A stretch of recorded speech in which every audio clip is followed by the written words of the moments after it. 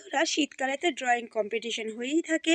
তা আমি আর আহিল চলে এসেছি ড্রয়িং কম্পিটিশনে।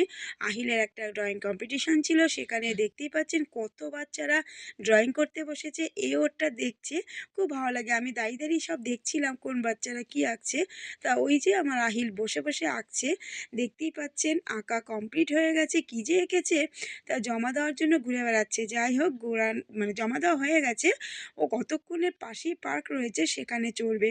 দোলনা রয়েছে, স্লিপ রয়েছে, আর কি ছাড়ে পার্ক রয়েছে সামনে।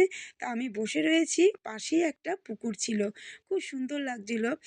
ভিউটা ভীষণ ভালো লাগছিল। আমি পার্কে অনেক বাচ্চারা চড়ছে, আমিও বসে রয়েছি আহিলের বায়না মেটাতে। একবার দোলনায় চড়ছে তো একবার স্লিপে চড়ছে। পুকুরটা দেখতে খুব ভালো লাগছিল। যাই হোক, অনেকক্ষণ বসে থাকার পরে এবারে বাড়ি ফেরার পালা। অনেক লেট হয়ে গেছে, আহিলকে অনেক বুঝিয়ে সুঝিয়ে বাড়ি নিয়ে আসলাম। তাহলে বন্ধুরা, ব্লগটা কেমন? বন্ধুরা শীতকালে তো ড্রয়িং কম্পিটিশন হয়েই থাকে। তা আমি আর আহিল চলে এসেছি ড্রয়িং কম্পিটিশনে। আহিলের একটা ড্রয়িং কম্পিটিশন ছিল, সেখানে দেখতেই পাচ্ছেন কত বাচ্চারা ড্রয়িং করতে বসেছে। এ ওরটা দেখছে, খুব ভালো লাগে। আমি দাঁড়িয়ে দাঁড়িয়ে সব দেখছিলাম কোন বাচ্চারা কি আঁকছে।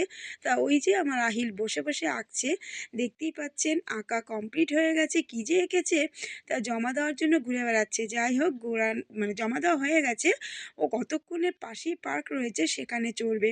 দোলনা রয়েছে, স্লিপ রয়েছে, আর কি ছাড়ে পার্ক রয়েছে সামনে। তা আমি বসে রয়েছি, পাশেই একটা পুকুর ছিল, খুব সুন্দর লাগছিল। ভিউটা ভীষণ ভালো লাগছিল। আমি পার্কে অনেক বাচ্চারা চড়ছে, আমিও বসে রয়েছি আহিলের বায়না মেটাতে। একবার দোলনায় চড়ছে তো একবার স্লিপে চড়ছে। পুকুরটা দেখতে খুব ভালো লাগছিল। যাই হোক, অনেকক্ষণ বসে থাকার পরে এবারে বাড়ি ফেরার পালা। অনেক লেট হয়ে গেছে, আহিলকে অনেক বুঝিয়ে সুঝিয়ে বাড়ি নিয়ে আসলাম। তাহলে বন্ধুরা, ব্লগটা কেমন?